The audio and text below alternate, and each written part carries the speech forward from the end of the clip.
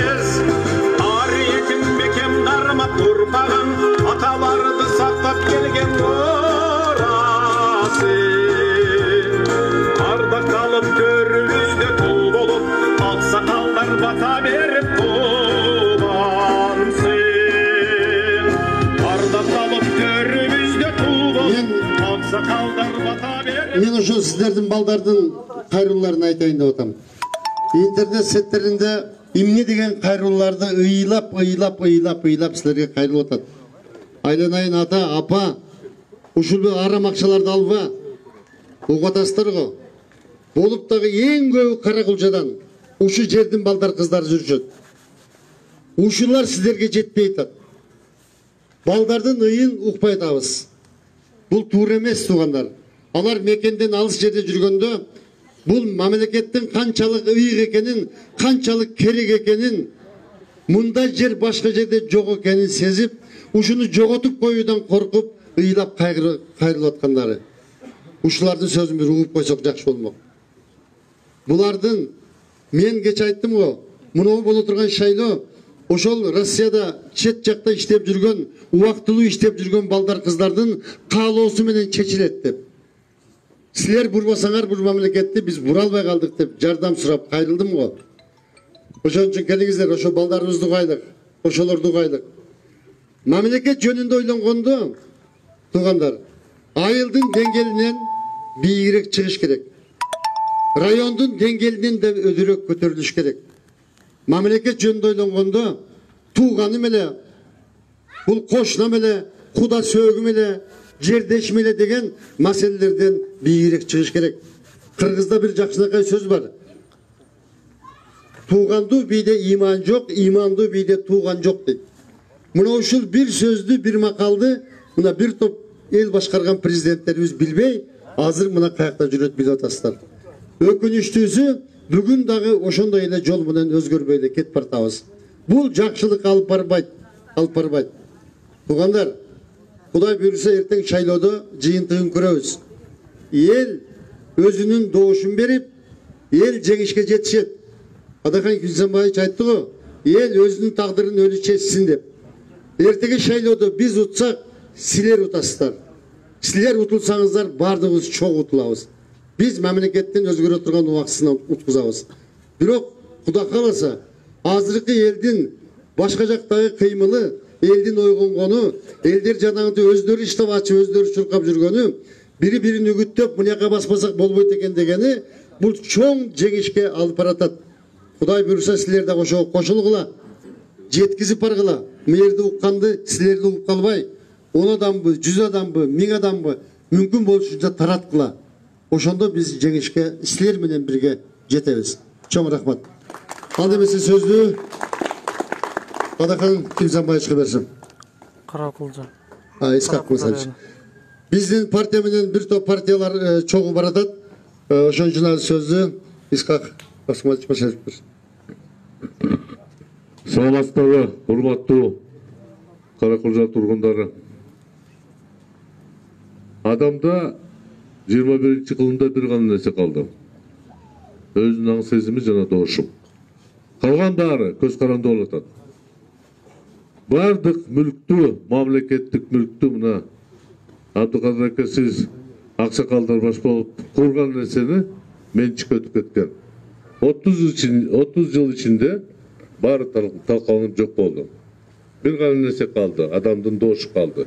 5 жыл өткөндө сиздердин алдыңыздарда ушундай талапкерлер келет. Баары тең ар кандай сөздөрдү берет, убада берет, ар нерсе иштерди кылат. Бирок шайлоо бүткөндөн кийин эртеси күнү баары токтойт. Мен байкап атам, Каракулча айылы өзгөрүп кетти. Бир топ жакшылыктар бар.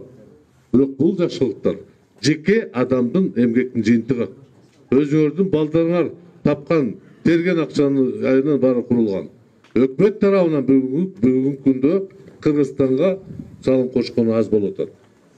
Эптеп топтогон 140 миллиардты таап туруп, ошону элге берип, эжекелерге мугалим берип, пенсия берип, ошо менен тиричилик болуп, өкмөт күн өткөрүп атат да. Бир мисалды айта кетем. 2000-жылы мен жаш талапкер болуп кадам жайда көрсөткөндө Абсамат Масарович сөз ошондо мындай сөз айтканда, шайлоо бүтмөйүнчө мен кадам жайга бир кадам кирбейм деген. Эмнеге анда болот? Сиз келип мага болельщик болбойсузбу? Мага үгүт ишиңизбейсиз десем, жок, сөз болот деген. Сөз болот, уят болот дейт.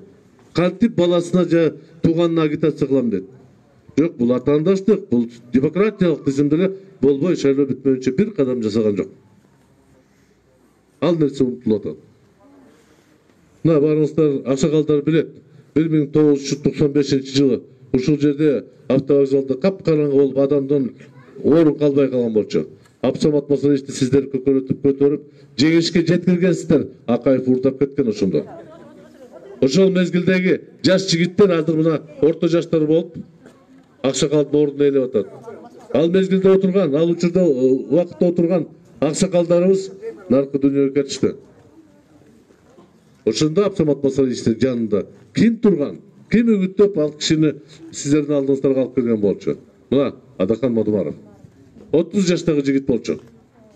Ошондон бери Адахан бир багытта кетип, бир пикирин айтып, бир саясатын жүргүзүп атат.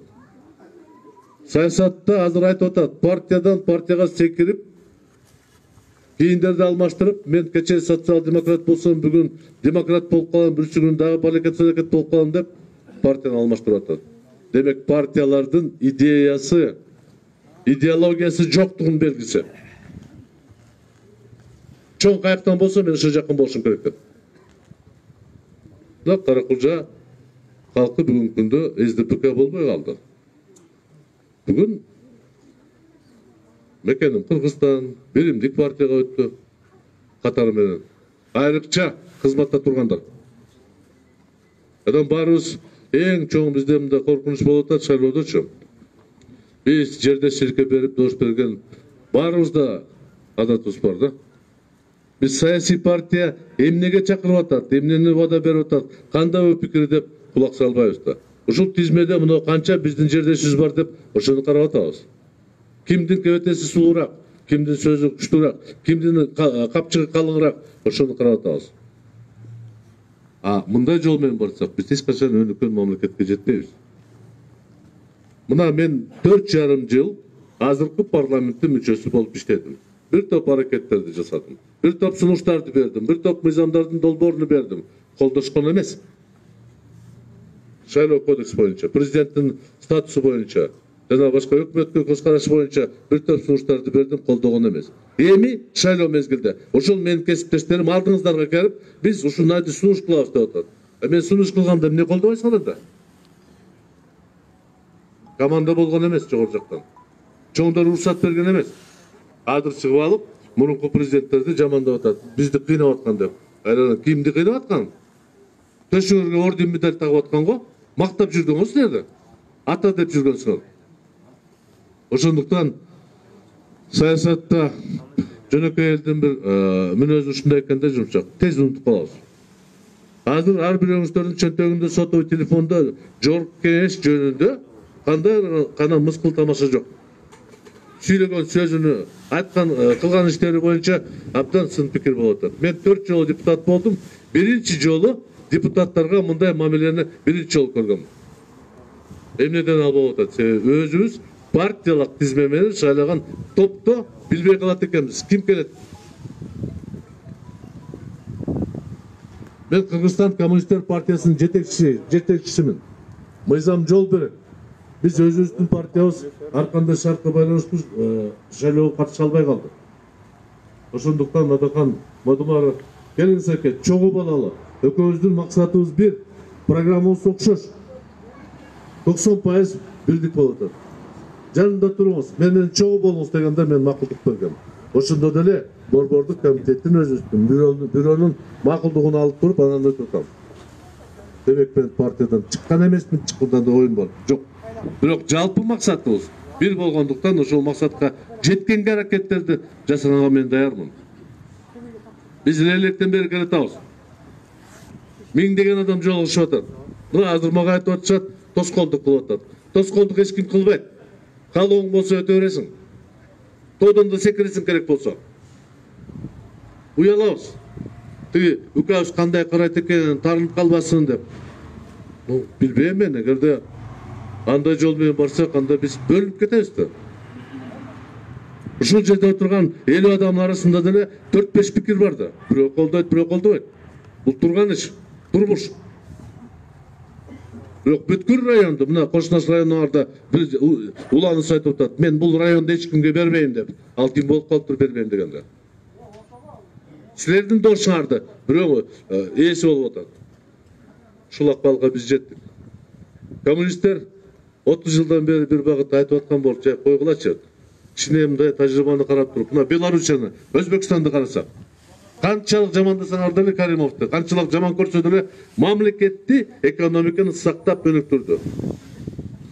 Бизге келген автомобильный заводду Өзбекстанга коюшкан, себеби биздикилер акча сураганда. Бизге келип аткан куруп беребиз деген заводдорду Тажикстан менен Өзбекстан куруп атат. Себеби алардын өлкө башчылары акыл эси менен түшүнгөн. Күчтүү экономика болсо, күчтүү өлкө болот. Ошондуктан урматтуу Каракулжа тургундары, мен сиздерден сурап элем. Биз 30 жылдан кийин мына биринчи жолу мүмкүнчүлүк болуп атат. Эгерде бүтүн Кыргызстан партияны колдосоңуздар, бир топ өзгөрүүлөр болот. Парламентте башка пикир пайда болот. Бир атанын балдарындай болгон парламент жакшы эмес экен да. Булыгып калат экен, сазга айланып кетет экен. Ошондуктан эгер парламентте ар кандай пикирлер болгондо, ошондо туура болот, жылыш болот. Бүтүн Кыргызстандын бир топ саясий программасындагы багыттарды биз коммунисттер колдойбуз. Мисалы үчүн эң негизги булардын сунушу парламентти эл түзмө-түз шайлаш керек, депутаттарды. Саны 60-тан ашпаш керек деген. Демек бул 100 жыл мурда Ленин айткан бийликти элге кайтаралы деген маанинде болуп атат да.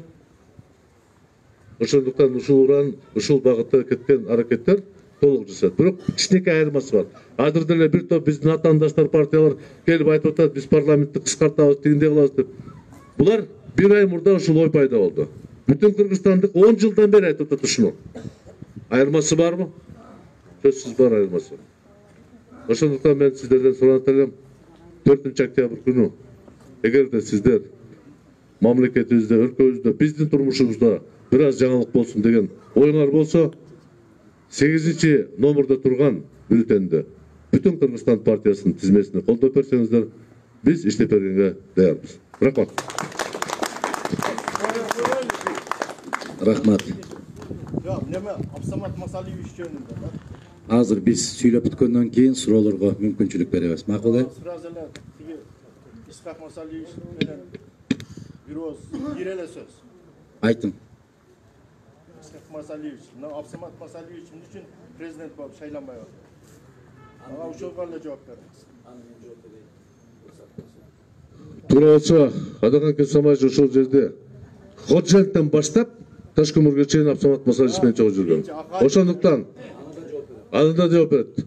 Себеби ошол киши менен чындап айтканда Адакан 10 жыл баласынан жакын үзөңгүлөш болгон киши, тарбия алган киши.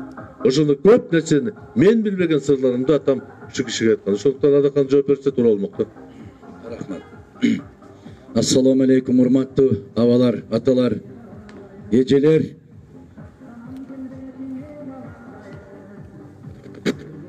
Мына ушундай нерсени биз ошо Абсамат Масалиевич менен 95-жылы ушул жерге келгенде көргөнбүз. Анда мына жердеги турган балдар бешикте жаткан бала эле. Ай, оңолбодук биз. Оңолбодук. Уят деген нерсе калбады бизде. Мына карачы. Мына эмненин белгиси билесиздерби? Айвандыктын белгиси. Мына иттиктин белгиси. Мына акылсыздыктын белгиси.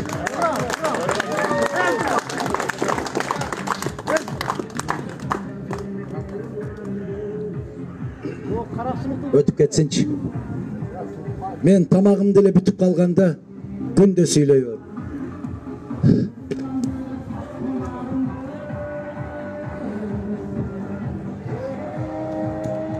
Yes.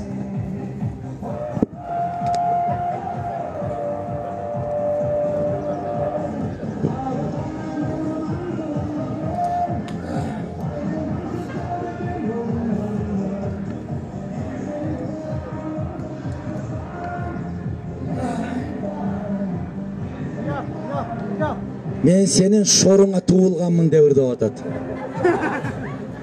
Мына. Мен сенин уятыңа, мен сенин шоруңа туулганмын дейт. Туура ырдап атат. 95-жылы кое туруп сиздин сурооңузга жооп берейин. 90-жылы президенттик шайлоо болуп калганда Абсамат Масалиевич бүгүнкү айбандардай болуп чакырып колу бутун бурап, себеп 350 депутаттын 99% коммунисттер эле. Болуп алса болот эле. Болот эле. Бул киши ушул же байлыкка, же бийликке өтө берилип кеткен эмес. Мен атам раматылык айтат эле. Ушу кишиде пайгамбардын сыпаты бар дейт эле.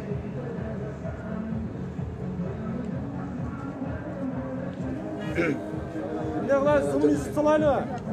Зымын ист салайлы бар. Атайын кылып. Шуна мен атайын кылып аткан.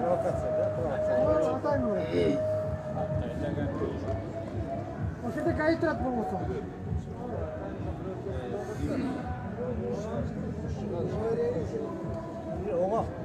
Уга берип албайсыз да, мен үнүм чыкпай калганда. А сүйлөбөй койсом, сүйлөбөй кетип калды дейсиздер.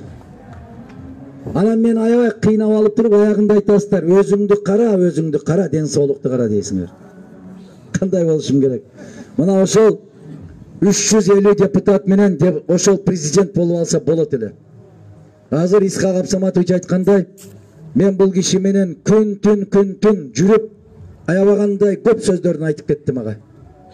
Мына ошол кишини шайлап атканда дагы Кызыл Кекиректектин Таарыныштын кесепетинен бир эжекебиз Абсамат Масалиевичке добуш берген бюллетенди бекитип чыгып кеткен. Билет экенсиз го. Баарын билебиз дагы, тек гана Мадумаровдун оозунан уккубуз келет дейсиздер да. Баары мен ошо киши менен ошо кишинин эң кенже кызы күйөөгө чыгып атканда биздин бир тааныш досубуз алган экен. Күйөө жанчы болуп барып калдык. Бакыт Бешимов болуп, мен дагы бир канча кишилер. Ошондо кирип келип эже айтты. Ушинтип бөлүнүп жарылбай, төртөөң тең мыкты жигитсин.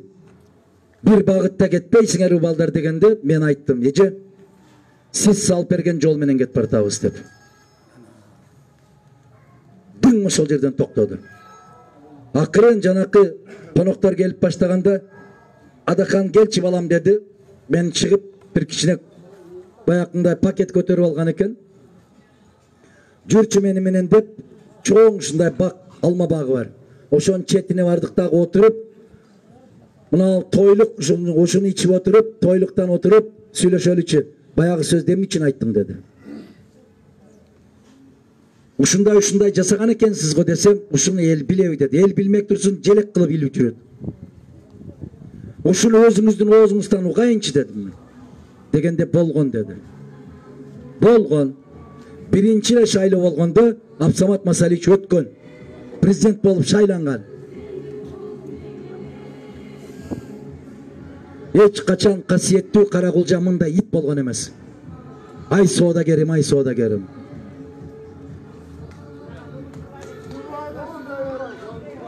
Укпай атасыздар да, мен тосуп коюп атпайбы энди. Угултат.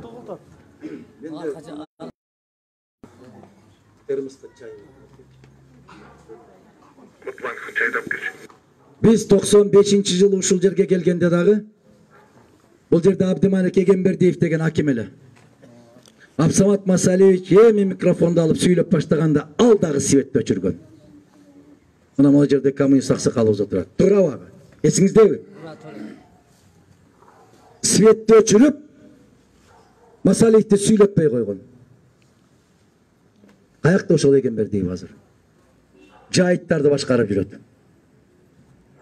Масалиев ушунчалык кор болушка татыктуу инсан беле. Кыргыз качан эсибизге келебиз? Качан ойлонобуз? Муну маданият үйү кимдин атында? Рыспа Абдыкадыровду тирүү кезинде бир кесе чай берип сыйладыңбы кыргыз? Тепкилеп жүрүп өлтүрдүң. Мына ошол киши 50 жылдыгын өткөрүп атканда Бишкекте бүтүндөй оркестрлер ушул кишини ырнырдайт эле. Uşu kişinin çıkarmalarını oynayt ele. Uşu kişi akырın barıp telekampanyanın orkestrin surasa uşu kişiге бербей койгон кыргыз. Senin toyuna orkestr barbayt деген кыргыз. Kaçan oygunusун кыргыз? Kaçan kişi olasın aylanayın sadakam? Kaçan başkaga teң болгон ел болосун? Kaçanga çeyin mıktılarını teyip жүрүп öldürösün? Kaçanga çeyin uça turgan şunkarlarındın kanatın kayrasın kırgız? Jээнбековдер ушунчалык эле падыша болуп калды бул жерге. Кимдерден коркутасыңар? Атаңдан да коркпойсуң, энеңден да коркпойсуң, бирок Жээнбековдерден коркот экенсиң. Мына ол маскарачылык суу жүрөктүк. Өрмөлөп жүрүп жуугунду ичип өлгөнчө тикке туруп өлбөйсүнбү кыргыз? Намысың кайда сен? Неге чыга албайсың? Чөнтөгүңө 1000 сом салып алгансың. Кече бир азамат айтыптыр. Эгерде мен силерди карабасам өлүп калмак элеңер деп. Уялбайлы байланайындар.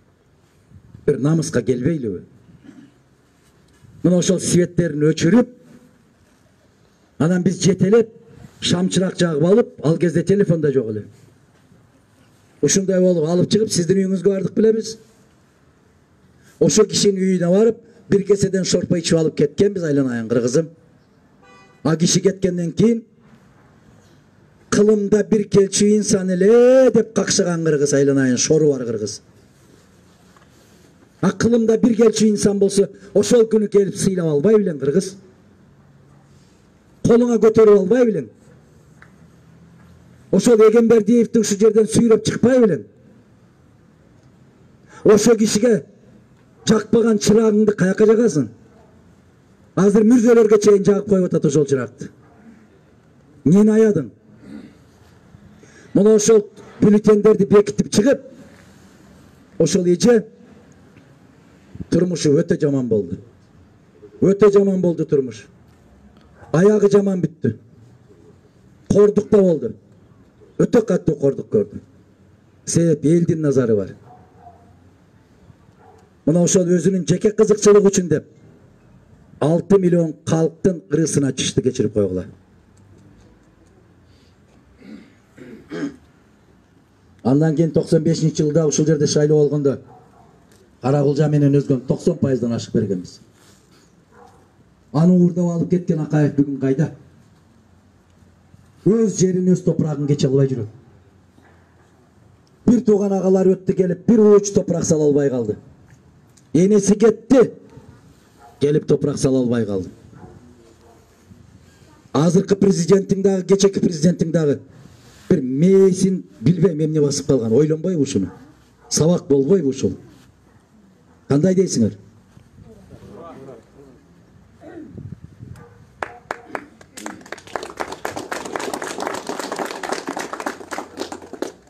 Элүү 8% добуш алган Абсамат Масалич 95-жылы. Мен жүргөм ишенимдүү киши болуп. Бекмамат Осмонович жүргөн ишенимдүү киши болуп. Биздин колубузда архив документтер бар эле. Уктуңарбы, Мадумаровдун Бишкектеги офиси күйдү деп мындан канча жыл башта чыккан. Офис күйгөн эмес. Ошол документтер турган жашык күйгөн. Ушуну эртели кеч Мадумаров китеп кылып чыгарып берет деп коркушкан булар. Болгондо да офистин үстүнөн түшкөн. Ошону жасагандар кайда дагы, биз кайдабыз бүгүн?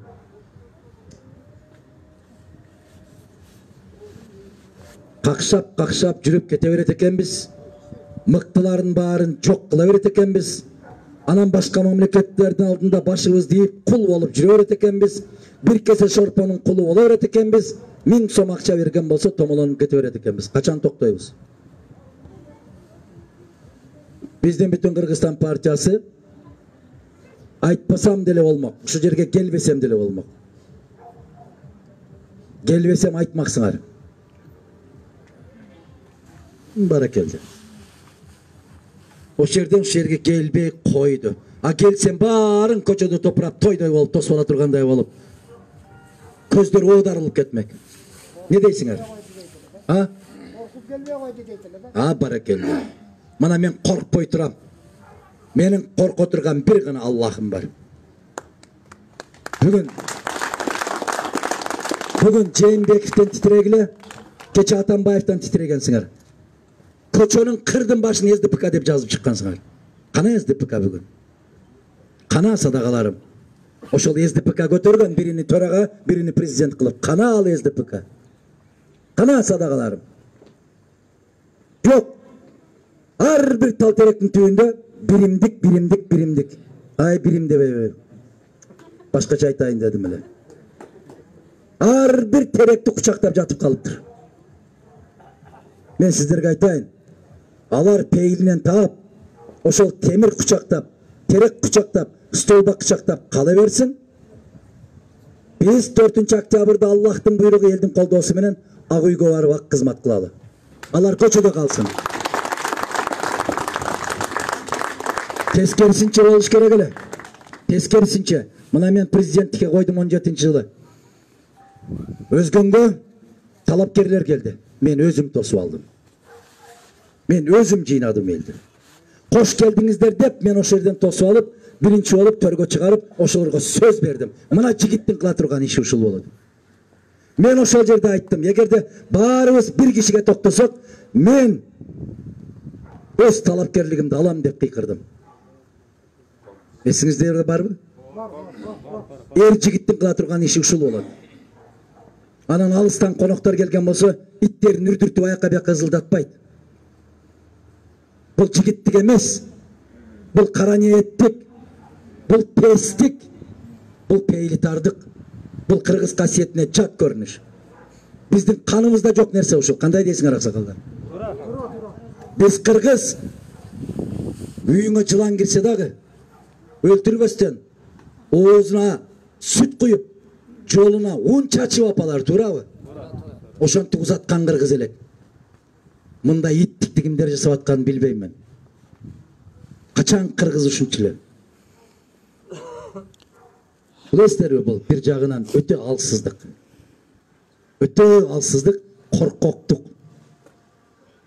Баатыр болуп жүргөнү менен жүрөгү титиреп турган коркоктук. Бизден коркот.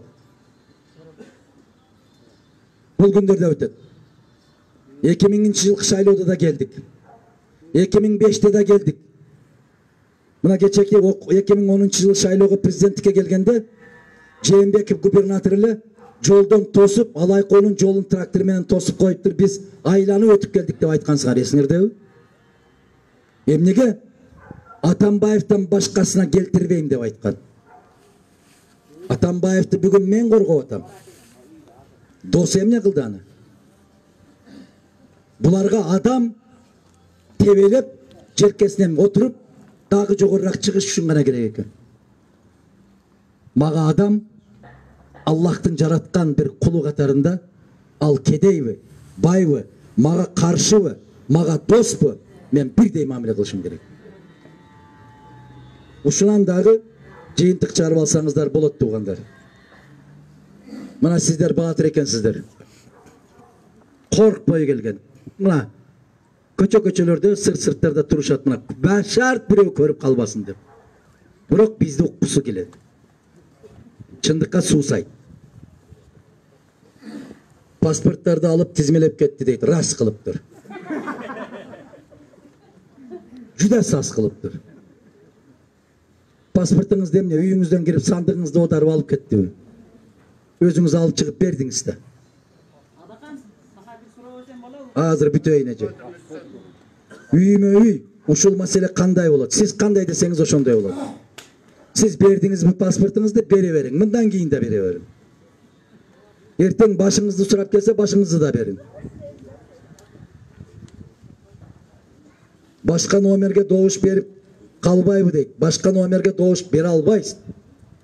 Паспортты алып аткандары сиздерди караңгы киши катары көрөт алар, көпөстөр.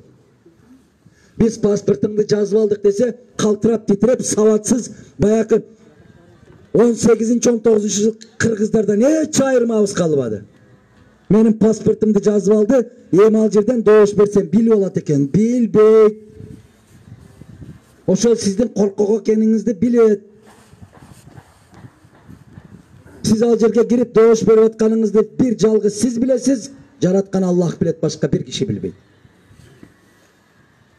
Кирип алып туруп, өлүгүңдү көрөйүн деп туруп жайлабайсыңар бана. Мына биз лейлектен бери келатабыз, айтышып атат, айрыкча мугалимдер, бүт балекетти жасаган мугалимдер бизде. Ошо мугалимдер айтышып атат, эми биз дейт, бизди дейт 30 жылдан бери ушундай кылып кидать этип келатат, биз кидать этебиз дейт. Биз хоп туура ошондой болот дейбиз дагы, кирип туруп бүт элдик партияны шайлайбыз деп айтышып атат. Каракулжа ошондой кыла аласыңарбы? Я. Ошол акча менен сатылганды токтоткуңар келеби? Ошо ошон көпөстөрдү 2 жолу ошондой кылып кидать эткиле, үчүнчүсүндө келбей калат ушулар. Буюрса. Эмне дейин дедиңиз эже? Куш акылсың. Biz deyilip bu şehirde Kırgızstan'dı kötörüm, Kırgızstan'dın ardaqtуу jigiti bolom degenlerdi bariz ele koldoybuz. Bирок азыркыдай ушак айтканды токтотуп туруп сөзүңдүн өзүңдүн планың айт, кандай программаң бар ушуну айт. Мына иттер дедің, ошолордун арасында биз дагы барбыз. Каракылжанын өзүнө келип алып, каракылжаларды иттер десең, сени ким жакшы көрөт? Эже. Гәвим бүтелек, туруп кам. Sen ушуну менен 7-чи жолго келип атасың. Биз 6 жолу сени шайладык. Ошондо 5 жылдан болгондо 30 жыл депутат болдум. Адахан, sen bir жолу биздин астыбызга келдиңби? Кечеги көй тоорусу башталганда. Мына Казакстан сенин кайын журтуң болот экен. 100 кабын алып келип, 10 килодан бөлгөнүңдө, анан ошого 2 килодан макарон, 2 килодан шакар, 2 литрден май кошуп туруп берсең, 100 кабынын 500 адамдын добушун алат эле. Бизде дагы жүрөк бар үкам. Бизде дагы адамдык сапат бар. Мен көрдүм кандай сапат экен. Мен биринчи барып, ушул Адаханга бербесеңер жааңарды бөлө коем деп бардыгына мен астында туруп берет элем, тызотко көкүрөгүмдү тосуп. Sen эми келип алып каракылжаларды ийдекен дебей, ити дагы бар, пити дагы бар. Рахмат. Ой аксагы менен миң дейт. Рахмат. Түшүндүңбү кам? Ооба. Ой аксагы менен миң. Рахмат. Каракылжада бар ошондойлор туруп. Рахмат. Эми мындай кылалы. Сен шайлап жүргөнбүз. Бир жолу каракылжалыктарга келип, эме кылбадың. Бир жолу деп. Эми даярдалабы башка болобу, ичкен аш болсун бул эжеме дагы. Алганы да аш болсун. Биз эч жаман көрбөйбүз андайларды. Анан кийин сен Ал элексизби? Ал элекпиз. Мына сен атайын келдиң. Сен дагы ушу бир неме менен келдиң. Ушундай элим оңдосом, элими жерим оңдосом деген үмүт менен келдиң. Мунуңа чоң рахмат укам. Бирок сен иттиктен баштаба. Үрүсбай Абдыкадыровду биз деле кепкилебей эле раса баалап жүрүп өткөзгөнбүз. Бардыгы билет. Мына Үрүсбай Абдыкадыровдун 60 жылдыгы, 50 жылдыгы болгондо Эже келимчи, муну жерге сиз чыгасызбы же мен сүйлөйүмбү? Сен эле сүйлөйм, ой сен эмес да. Каракылча өрөөнү бардыгына улактан бери сыйлаган. Биздин намысыбызга тийип атат. Кандай силер намысыңар? Эже, сиздин Качан бир Үрүсбай Абдыкадыров токто. ооба. Неме? Эми Кайда айтпай туруп өзүңүн сөзүң айт. Эми Сөзүң айт. Бизге кандай программаң бар? Биз даярданып келген эмес. Сен ошо даярданып келди деген кадымдарга акча берип койгонсуң. Сен акча бербейсиң, билем, барасың да Жылдыз Жолдошовага айтасың. Мен каракылжалыктар менен иштешип, олордон бир сичка кулак бербей өтүп келгенмин деп телевизордон дагы выступление кылгансың. Билебиз сени. Мен 30 жылда шайладым, чачым агарды, сеничи мен 30 жыл шайладым. Бир жолу жок дегенде кечеги кой тоорусунда бир келип акыбарыңыздан сурап койбойсуңбу? Сен Казакстандын неме күйөө аласың. Кантип сени 100 кабынга албасың. Казакстандан 100 кабынга алып келип элдин көңүлүн алсаң, тузотто мен турат элем. Тузотто мен турат элем, көкүрөгүмү тосуп тузотто мен турат элем. Адахандын нанын жедиңерби? Тузун таттыңарбы? Туз урат, нан урат деп азыр мына жерде мен кыйкырып тансага түшүп турат элем. Бизге акылы болсо 30 жылдан бери оңдоп койбойбу эле Текебаев экөө. Эми Ана өзүнүн айткан акылыңыздын жура жеткен. Эми Урбайт, сокпойт. Эми мындай кылалы. Бул эжем дагы тиричилик деп жүрөт. bala çaka bagam dep jüröt. Emi Tirçiligim Kudayga şükür yetiştiğim menike. emi mınday kılalı. Bana 8.000 pensiya çekte koygan, oşol çeyden özüme. Birinciden Men Batırenemin, men Süreş takım var, baytan beri hırslaydı zaman kıldım. Hem itler de vatasın, şu itlerin arasında biz de varız. Karakılcağa gelgende jakına kaya getugan. Karakılcağın meli uçunday merim gel demek var, ket demek yok. Düşündün mü? Oşada oşana ayıp koyayım, oşa itleri biz de sen de benim programına ayıpsan sen onu programına gel keresin oşana ayıp. Küçük çıkarlarına ayıp da yoldaş var varsıdan kalasın. Seni biliyoruz, 5 kalmayı biliyoruz. Başka partiyasta. Sanatçı, manday o. Yerman dolgal balgar sen ayıkken de değişik balgar. İşte gel kilo bay. Sen sen esmes gibi maktasın alı. Biz siz aldıklarınızda biz bizim. Özüm sen bak Bir tane itler. Rızbay abdükadır. İki hafta Rızbay abdükadır biz tepkileyen emesmiş. Sen tepkileyen sözüm var değil, o zaman ben bir kadın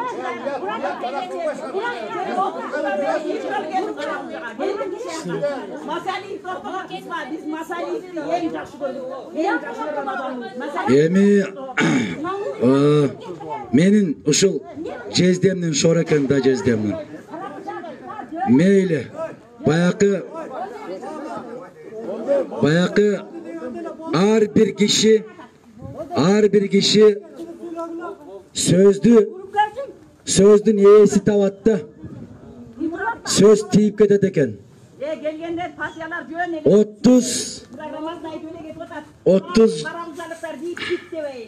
30 yıldan beri deyt. 30 yıldan beri deyt.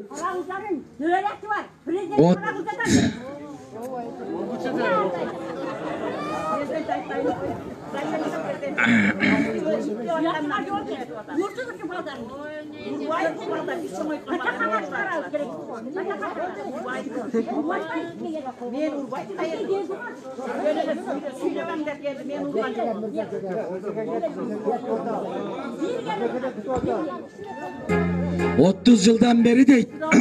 Men seni şaylap kelem deyt. Allah'a min jolu şükür.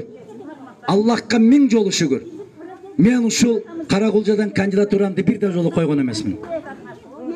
Men Karakılcadan şaylangan emesmin deputat bolup. Bирок Karakılcaga kanda uçurup bolбосун ушул жерге келип жүргөнүмдү булар билбесе эл билет. El bilbese жараткан Allah'tın özü bilet.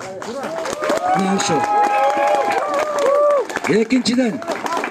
Ekinçiden ben 3 yolu deputat bolup şaylandım.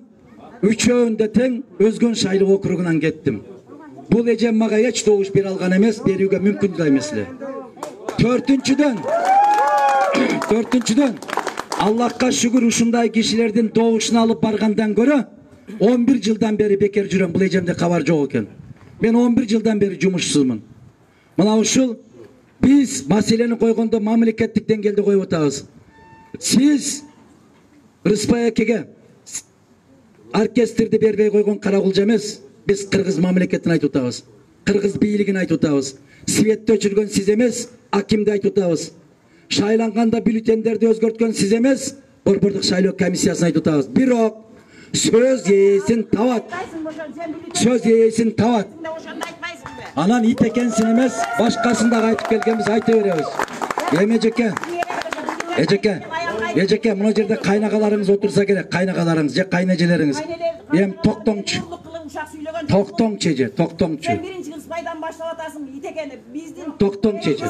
Жалгыз ушу Karakılca rayonundan çıkan bir Rıspay. Mına karаңыз, mına uşul ejemdi KTR'ga işletиш керек экен да. Баягы Шыгаев деген бар эле, Кочкоров дегендер бар эле. Men Rıspayga asılbay Rıspaydı götürüp otam. Men Masaliyevdi götürüp otam.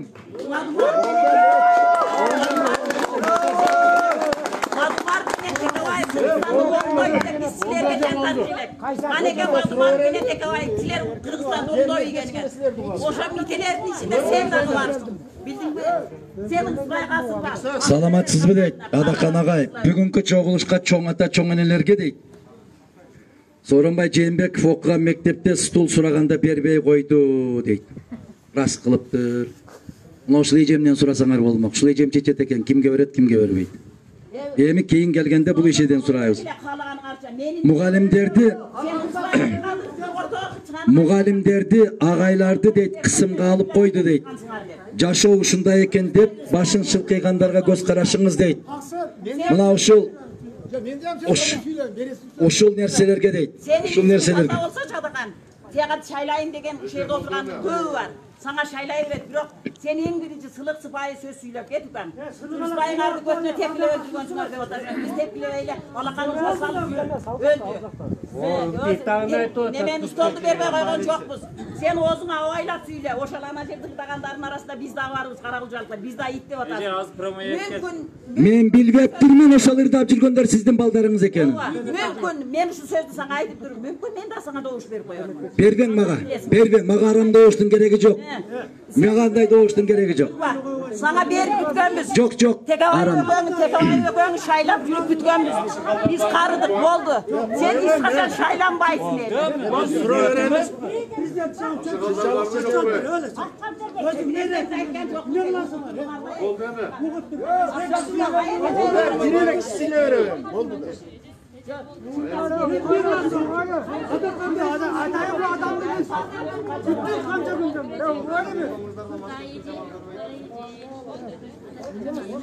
Уматтуу туугандар, көрүп атасыздар. Сооронбай Жээнбековдун адамдары келип атыптыр, аялдары, апалары. Президент деп провокация калтырып атат. Президент, биздин президент, мыкты президент деп айтып атат.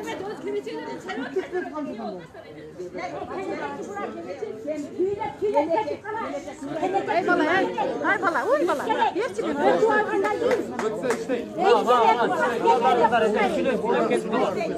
Азыр мына телефон көтөрүп жүргөндөрдүн баары блогер эже түз эфирден бүт Кыргызстан көрүп атат. Актадыңыз болду. Актадыңыз. Ооба, мен суроом бере берейин. Азыр сүйлөп алсаңыз. Мен таппай эле койчукам, жөн эле сүйлөйм, жөн эле койчукам. Мен деле ушу Карагылжанын кызымын, мен бирок өзгөңөр келиммин, экөөңөргө бирдеймиз да мен. Менин бере турган суроом. Окубай атат эже. Берде турсаңызбы, колонкадан фент этип кетти да, ошо айтат да.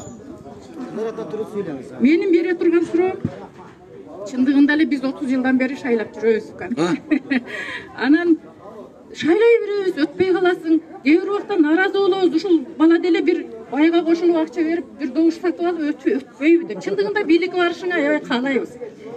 Анан урматтуу элим, чындыгы акча алган адамдарга маалыматым бар. Азыр ошо мен да көрүп турам, чекеде келе албагандардын баардыгы акча алган. Паспортторун чогулткан.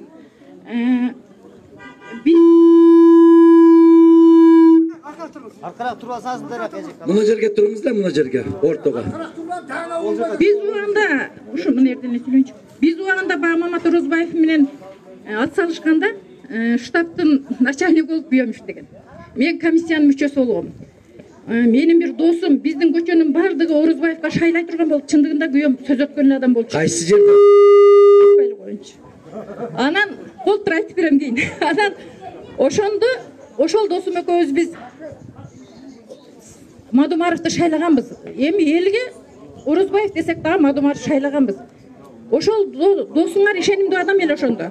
Ошол бала ушунчалык, мен ошол балага ыраазычылык айтам, атын унутуп калыптырмын. Бизге аябай ыраазы болуп, 1000 сом акча берип, анан кеткен ошондо. 1000 сом акча күчтүү эле. Анан мен ошону айткым келет да, мына жерде акча алгандардан.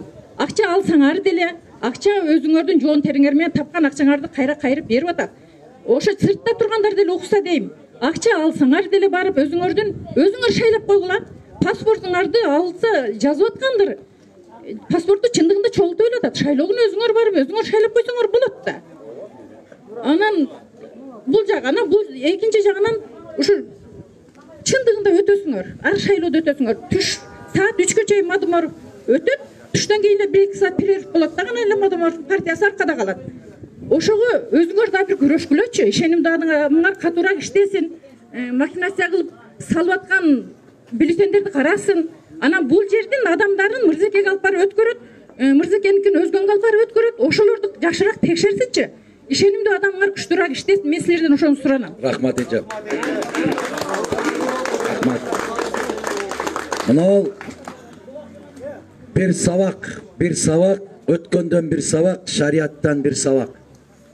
Мына ошондой болуп, бүтүндөй ааламдардын падышасы, эки ааламдын падышасы Мухаммед саллаллаху алейхи вассалам пайгамбарыбызды мына ушундай болуп bir киши бар экен да.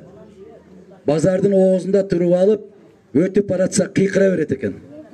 Бакыра берет экен, каргай берет экен, сөгө берет экен. Анан аябай чарчап калганда биздин пайгамбарыбыз келип, акырын келип bir жакшы ысык тамак алып келип, чарчап калдыңыз, тамагыңыз кургап калды, келиңиз тамак жеп алыңыз деп тамак берет экен. Тамак берет. Канча жыл болсо ошончо жыл тамак берип жүрүптүр. Анан bir күн биздин пайгамбарыбыз саллаллаху алейхи вассалам аркы дүйнөгө кеткенде, баякы билесиздер кайнатасы Абу Бакир Сыдык кызы Айшага келип сурайт экен. Ушунча жылдан бери мен пайгамбарыбыз саллаллаху алейхи вассаламдын аткарган ишинин сүннөттөрүнөн бирөөсүн аткарбай калган ишим барбы деп сурайт экен. Бар дейт. Ал эмне десе айтат экен. Мына ушул базардын оозунда bir жөөйт бар. Таңертеңден кечке чейин артыңнан ырылдап үрөт. Эртеден кечке чейин каргайт, сени жамандайт, сени жалганчы дейт, сени ууру дейт. Ошол каргап аткан адамга барып, bir кесе тамак жасатат эле, барып өзүнүн колу менен тамак берет эле. Сиз ата ошону жасай элексиз дейт экен.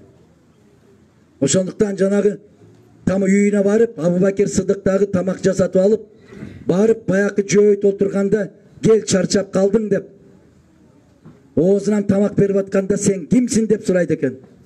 Сураса айтат, мен сага күндө тамак берип жүргөн кишимин десе сен ал эмессиң дейт, себеп көзү сокур билбейт аны. Сен көрбөсөң кайдан билесиң десе, ал кишиден башкача жыт келет эле. Ал кишинин берген тамагы жумшак эле. Мына ушундай bir касиети бар эле. Ал ким дейт? Десе сен таңертеңден кечке чейин каргап жамандап отурган киши ошол эле дейт. Ал эми аркы дүйнөгө кетти. Эми ал келбейт. Дегенде ошол сокур жөөйт отуруп алып ыйлаган экен өкүрүп.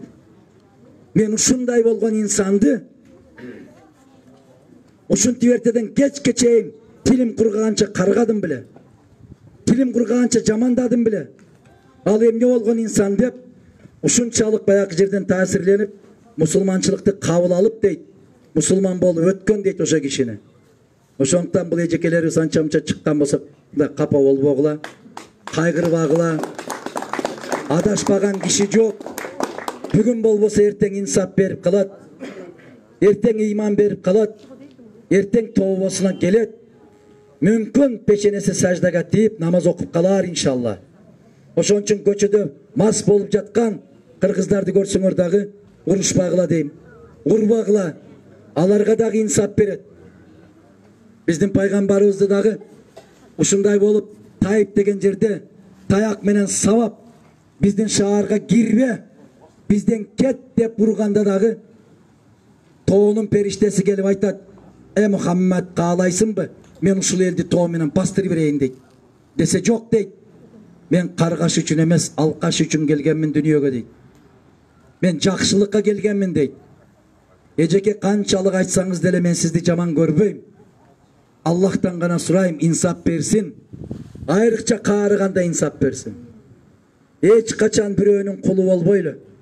Бирөөнүн bir сындырымдын нанын кулу. Эмне үчүн биз намаз окуп дуа кылганда айтабыз: өзүңдөн башка эч кимге муктаж кылба деп. Бирөөнүн колун каратпа деп, бирөөгө жалдыратпа деп. Эгерде бирөө менин сүйлөгөн сөзүмдү башкача түшүнгөн болсо, ал менин кайгым эмес. Bir улуу акылман айткан экен: мен сүйлөгөн сөзүмө жооп берем, сиздин укканыңызга эмес деп. Себеп bir эле сөздү 4 адам отурса 4 башка түшүнөт экен.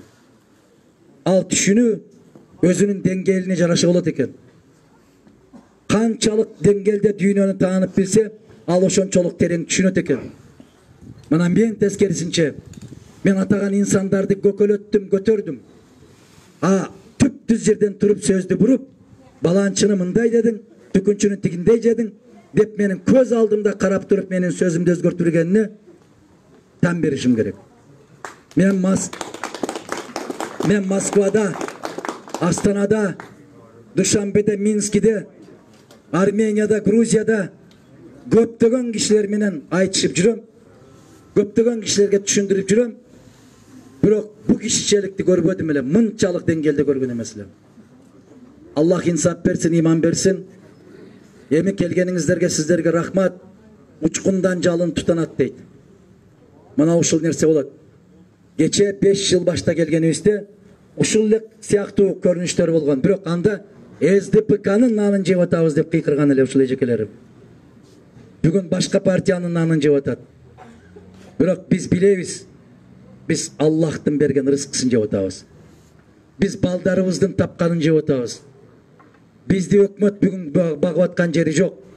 Бүгүн багып аткан ошол сырттагы жүргөн биздин жигиттерибиз, кыздарыбыз. Ар бир айылдан жүздөп жаштар кеткен ошол жака. Анан эжекемдин тилеги кабыл болуп 30 жыл депутат болушту мага Аллах насип эткен болсун. Эжекемдин дуасы кабыл болсун.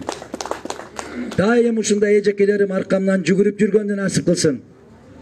Daim ушундай эжекелерим мага добуш берип жүргөн күндөрдү насип кылсын мага. Эжеке чарчабаңыз, 30 жыл добуш бериптирсиз, дагы 30 жылга күч кубат берсин сизге. Жакшылык болсун, аманчылыкта жолугушалы. Бериңиз.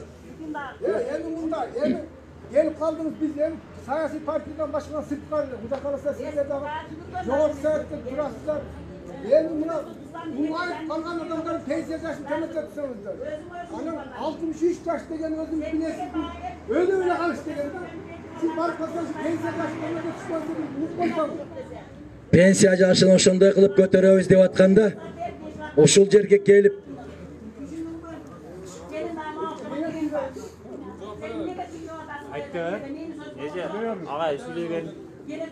pensiya yaşını ошол 58 yaştan 55 yaştan 60 yaşka çeyin деп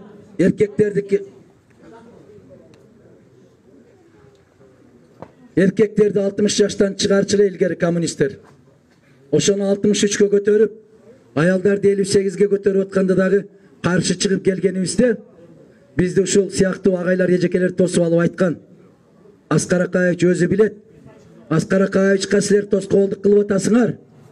Көтөрсө көтөрүптүр, керек болсо 65ке чейин, 70ке чейин иштеп беребиз деп кыйкырган ушул эжекелерибиз, окшогондор. Аны биз көтөргөн жокпуз да. Анан ошондо да комитеттин төрагасы катарында туруп, бир эле жылда ушундай көтөрүлбөсүн деп, ар жылы 4 жылдан кошулсун деп, ошол мыйзамды жазган мыйзамдын автору Мадумаров. Мына Баатыр энемин дейт, Баатыр эненин көкүрөгүндөгү турган ордени дагы Мадумаровдун закону. Союздун мезгилинде 11 бала төрөсө Баатыр болот эле. Кийин 10 бала төрөсө Баатыр болсун деген болду. Анан 9 бала деген мыйзамдын автору дагы Мадумаров.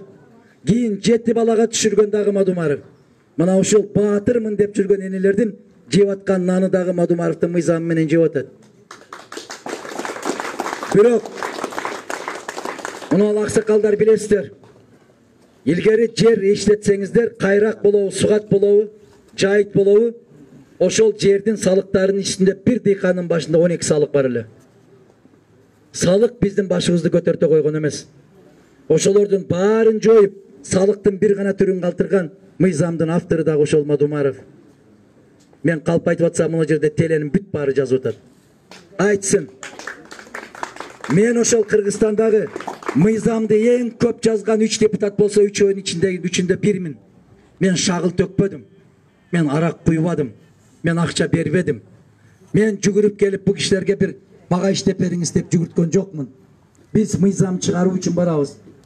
Мыйзам чыгаруу жыйыны деп коет жогорку кеңеште. Ал жерге улактар түшүш үчүн барбайт. Ал жерге күрөшүш үчүн барбайт. Ал жерге мыйзам жазыш үчүн. А мыйзамды ким жазат? Китеп окуган киши жазат. Тажрыйбасы мол киши жазат. Акыл ордунда киши, эки сөздү бириктире алган киши жазат. Ошондуктан урматтуу аксакалдар, бул эжекеге капа болбойлу. Tek kana. Урматтуу Адакан Кимсамаев, сиз айтып атасыз. Мен Карагул жамаға добуш берген. Жок, антка айткан жокмун. Мен бул жерден жок. Жок кыргызым. Мен айттым. Мен эч качан кара 3 жолу шайландым. 3 жолу тең. 30 жыл. Ол эжеңиз айтты, о эжебиз айтты. Эже. 30 жыл шайланган жокмун Карагулжадан дедиңиз. Өзүмдүн окуюма шайландым дедиңиз. Ооба. Бул туура. Бабашев. 2007-жылкы парламент шайлоonu айтпай койдуңуз да. 2007-жылы партия келди. Мадумаров эмес. Сиз шарт бийлип алып, сиз башчы болуп келдиңизби? Ооба. Окуучуларды тизип жамгырда. Сизди окуучулар байрак менен тосуп алды. Туурабы? Ушул жерде ДКда чоң жолугуш өткөрдүңүз. ДКда эмес, стадиондо. Жамгыр жаап аткан. Стадиондо. Ак жол менен кайсы жерге келген? Стадионго. Ак жол мененби? Ооба. Жамгыр жаап атканда ошо. Ооба. Эмесе ошондо карагылжалыктардын сыйырматын көрүп чай жеп кетесизби? Туурабы? Карагылжалыктар жаман адамдар эмеспи? Мен жаман дедимби? Жок, вообще дейт. Менен доспу? Сиз ушуну моюнга албайсызбы? Сакалды. Карагылжадан bir президент чыгып калыптыр. Улам Алла Таала жараткан, сиз динге аябай берилген, атаңызды урматтаган, атаңызды тарбиясын алган адамсыз. Бул Алла Тааланын буйругу менен bir президент келсе, качан болсун Жээнбек мында андай деп асылып өтөсүз. Мына Абсамат Масалиевичтин шайланбай калышы Кыргызстанда 2 кыргыз бар. Bunu İshak Rızakov'tan beri aytıp жүрөт. İshak Rızakov arman kılganбы? Туурабы? Мен арман кылдым. 2 кыргыз бар экенин билбепмин деп. Мына Абсамат Масалиевичтин биринчи Уроба Насырынова эмес, Апаз Жумагулов кандидатурасын албай койгон. Билесизби чуну? Кандидатурасын алганда Апаз Жумагулов, Абсамат Масалиевич автоматически президент болот болчу. Ошон үчүн президенттер Касымбайды түштүк ушундай чыгаан уулдар биригип, саясатыңарды жүргүзүп, дальнейший кеткениңер оң. Анан ошондо сиз жолуңузду мындай ак жолдун мойнуна шартын тагынып берип, ээрчитип берип, жолуңуз өткөрдүңүз. Анан ошондо айтышты, окуучулардын үчүн көчөгө чыгарды десек айтышты, Адакан Кимсамбаевич Түркия менен Түркмөнстандын президенти Сапармурат Ниязовдун стадиясына барып келип, ошол жактан көрүп келгенин жасады. Мисалы Чыңгайдан бери киргенде, Тоғотойдон баштап окуучулар сизди байрак менен тосуп алган. Bir Карагылжадан башкандай тоскон эмес. Сизди сыйлаганы ошончолукпу? Мени Ак жол, урматтуу, сизге 2007-жылы парламентте сизге 9 орунду ким берген? Медаткан Чоканович Садыкулов берген сизге. Атамекенге 15 мандат беребиз дегенде Текебай барбай койгон. Эсипкеге 11'di берген. Жөнүнө бөлүп берген. Эл берген. Так сүйлөрүчү. Мен Эсипкенин координатор болгом бул жерде. Мени камаган. Керек болсо камаган мына жерде. Камабак жок. Мына угуп туруп. Билип эле. Атыңыз ким? Садыкулов. Абдулкадыр. Кабилаңыз ким? Токтомушев. Ошондо координатору бар улар. Ооба, Эсипкенин координатору бар. А бүгүн СДПК үчүн жүгүрүп көрбөйсүзбү? Биз пенсияга чыктык. Жок. Бир да партияга ишенбейбиз. Биримдиктен башка. Рахман Разыков дос, бул илгери неме болуп жүргөн комендант обществода. Ушу кишинин көп жакшылыгын көргөнбүз. Сен сал 10 жыл кеч келдиң да саясат. Эмнеге? Жөн эле. Жашың өткөн. Сен 10 жыл мурун келгенде өзгөртөт элең. Ошон үчүн ынтымак болгула давай. Ынтымак болгула. Рахмат. Жамандабагыла. Кеңешиңизге рахмат. Ооба, жамандабагыла. Силерди эл жакшы көрөт. Жакшы. 2007-жылга чейин сизди туу көтөрөт эле. Азыр дагы ошондой иншалла. Азыр дагы. Сиздин жезделериңиз бар бул жерде. Сиз жөнүндө жакшы пикирди айтат. Рахмат. Азыр дагы бар, иншалла биз о президентке асылуу эмне кыласыз? Өзүңүздүн саясатыңызды айтып, түшүндүрүп, сиздин программаңызды мен түшүнөм. Президенттик бийликти кайтарып берүү. Бир адам жооп бериш. Бул маселеде туура. Oynamış gerek. Бул мындай жанагы келген учурларда ушундай болгондо Акаев касылба деген да мени дагычы. Анан Акаев кеткенден кийин баары Акаев тепкилеп баштады. Мен эми кое турбайсызбы? Кое турбайсызбы? Айында барсаңыз айтат. Эми кое турбайсызбы? Мен ушул жерге келгенде Эгембердиев деген аким ошол Акаев касылбагыла деп Масалиев экөөбүзгө свет өчүрүп койгон. Эми кое турбайсызбы? Байланууда. Эми сиздики бош экен кое туруң. Андан кийин Атамбаев келди. Атамбаевге айтсак ушул жерден бүт жолдорду тосуп Атамбаевге асылгандарды Кудай урсун деп чыккан мэрлер болду. Ооба айтпама. Ооба. Эми алар кеткенден кийин мен Атамбаевди азыр коргоп атам. Эсиңерге салып коеюн, айрыкча жаштар. Өтө кооптуу, коркунучтуу кез келет. Эгер азыркы президенттин ошол президенттердин кейпин кийсе, барын качасын, муну азыр кыйкырып аткан эки чөө. Барын качасын. Мүмкүн Масалиев чыгып айтат, конституция боюнча мындай болбойт деп. Мүмкүн Мадумаров чыгып айтат, мыйзамды одоно түрдө бузуп атасыңар деп. Муну айыпсыз жерден каралап атасыңар деп, Жээнбековди коргоп чыккан 2-3 киши, 5 киши, 10 киши болушу мүмкүн. Ошондо биз бул жерге келгенибизде кулаңыңыздарга бекем түйүп койгула. Ал ошондой өзү акмак, ушуну көрмөгөлө деп айтасыңар. Ушунан Кудай сактасын. Ушундан Кудай сактасын. Анда айтасыңар. Биз эч качан жеке кишинин керт башынан шек тийдирген эмеспиз. Мен Аскар Акаевди 14 жыл сындап жүрдүм, бирок айттым. Мыкты академик, мыкты окумуштуу, мүмкүн мыкты күйөө, мыкты ата, бирок мамлекет жетекчиси катарында жарабайт деп айтып жүрдүм. Өзү интервьюсунда айтыптыр. Ким Адахан Мадумаров был прав деп жазыптыр. Курманбек Салиевичке не деген сын пикирлерди айттым. Жаман көрүндүк, кеттик, чыктык 2009-жылы. Мына азыр бардык жерде карасаңыз, достору барып катышабы, башкасы барып катышабы, эң туура сөздөрдү айткан ошо киши болгон деп айтып жүрөт. Биз Масалиев, Мадумаров экөөнү бир киши катарында көрсөңүздөр болот. Биздин коркконубуз элдин каргышы. Биздин коркконубуз жетим жесирдин акысы. Биз мага десеңер асманды тиреп турган түркүк болсоңор дагы бизге бир тыйын. Эгер дүйнөнү сатып алам деген байлыгың болсо дагы биздин алдыбызда кумурскачалык кадырың жок. Эгер де сен бүгүн камчы чаап, кылыч чаап турсаң дагы бизди чөгөлөтүп, тизелатып, башыбызды жерге сала албайсыңар. Биз өзүбүздүн пикирибизди айтып келгенбиз, айта беребиз. Рахман Разыков 45 жылдан бери айтып келет. Рахман Разыков ушундай болуп ырларды жазып, тамсил кылып, сатира кылып ойноп жүргөндө кейлериңиздердин учугуңуздар чыгып кетип барат. Ушу бала кантип коркпой айтып атат ушуну деп. Биз тирүүбүз. Биздин айырмабыз ушунда. Биз өз жүрөгүбүздүн согушу менен жашайбыз. Биз өз эркибиз менен жашайбыз. Биз мал эмеспиз, бир жерге жетелеп барып байлап койсо ошол жерде жата берген. Бүгүн ал жакты карап, бүгүн бул жакты карап, бүрсү күнү башка жакты карап кете турган эмеспиз биз. Биздин бир гана жолубуз бар. Бул адамгерчиликтин жолу, аксакал. Ошондой болуп жашайбыз. Аллах өмүр берсин баарыбызга.